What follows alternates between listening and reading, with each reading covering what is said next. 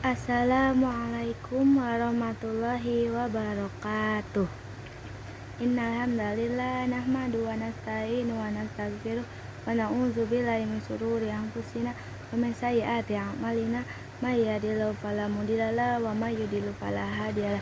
Asyhadu an la ilaha illallah wa asyhadu anna Muhammadar Rasulullah la nabiyya ba'da amma ba'du. Perkenalkan, nama saya Raisa Asyatan Nusandiana. Saya dari IKA 2. Saya akan menjelaskan tentang iman kepada kitab-kitab Allah. Iman kepada kitab-kitab Allah, iman yang ketiga.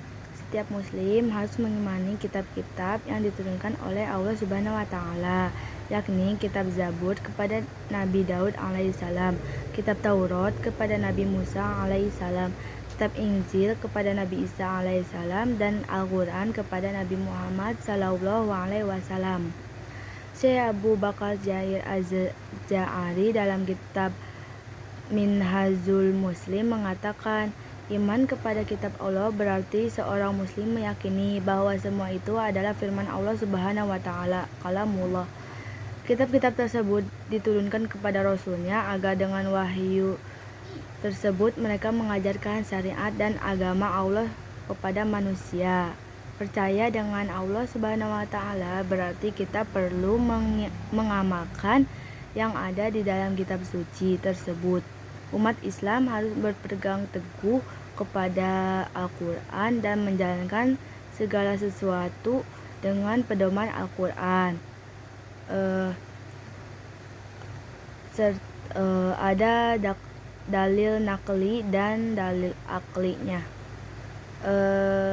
Dikutipkan dalam buku Pengantar Ilmu Tauhid oleh Al-Muzammil Alfan Nasrullah MAG, yang dimaksud iman kepada kitab-kitab Allah Subhanahu wa taala adalah meyakini dengan sepenuh hati bahwa Allah Subhanahu wa taala telah menurunkan kitab-kitabnya kepada rasul-rasulnya dengan disampaikan kepada umatnya sebagai pedoman hidup bagi umat Islam untuk meraih kebahagiaan dunia dan akhirat.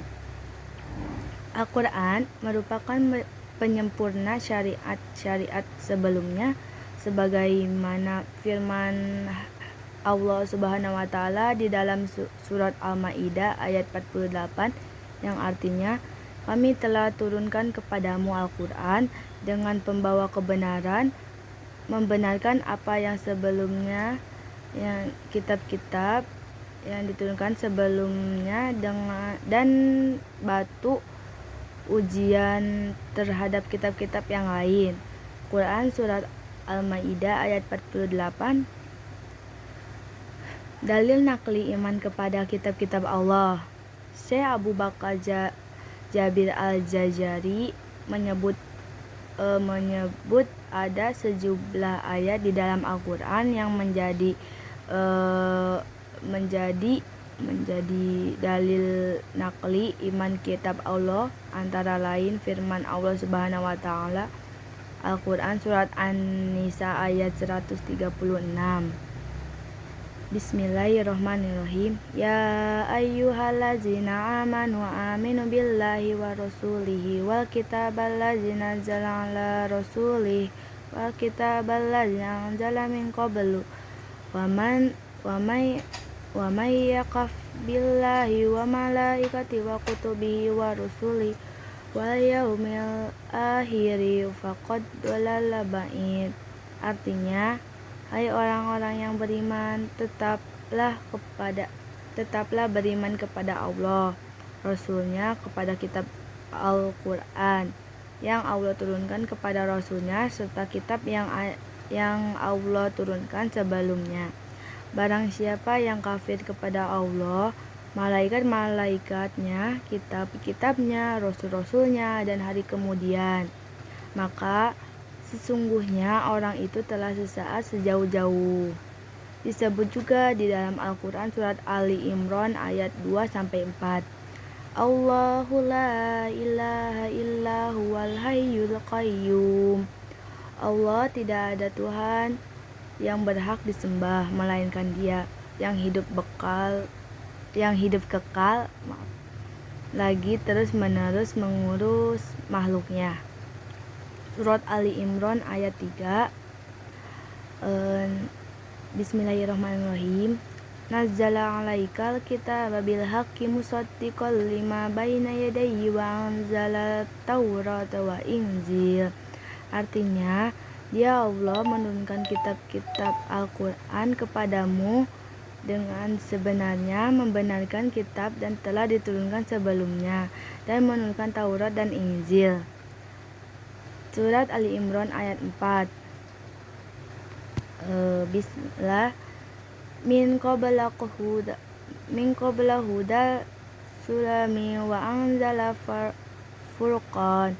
Innal ladzina kafaru biyutillahi lahum azabus sadid. Wallahu azizul untiqam. Artinya, sebelum Al-Quran menjadi petunjuk bagi manusia dan Dia menurunkan Al-Furqan. Sesungguhnya orang-orang yang kafir terhadap ayat-ayat Allah akan memperoleh siksa yang berat, dan Allah Maha Perkasa lagi mempunyai balasan siksaan. Beriman kepada kitab-kitab Allah hukumnya wajib. Kitab Al-Quran diberikan kepada Nabi Muhammad SAW. Isinya memuat tentang syariat-syariat yang menghapus sebagian isi kitab terdahulu yang sudah tidak relevan lagi dengan zamannya.